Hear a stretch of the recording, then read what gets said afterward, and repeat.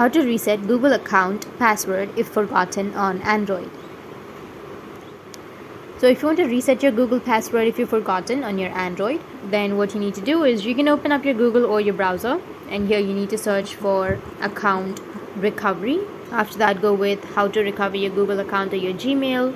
Now you need to scroll down and you need to go with recover your Google account or Gmail, and it will take you to the account recovery option. Here you need to enter your email or your phone number. Enter your email and then go with next. It will ask you to enter your password, or you'll receive an authentication code, or you can check your phone in order to verify, or you'll also have a passkey. So I'll just simply go with passkey. I'll continue. After going with the passkey, here it says update password, which is on the left side. You need to tap on update password and then you can create a password. So go and create a strong password. Again, confirm your password and go with save password, which is on the bottom right, and your password will be changed. That's how you can reset your Google password if you've forgotten it on your Android. And if you have any questions, feel free to comment below. Thanks for watching.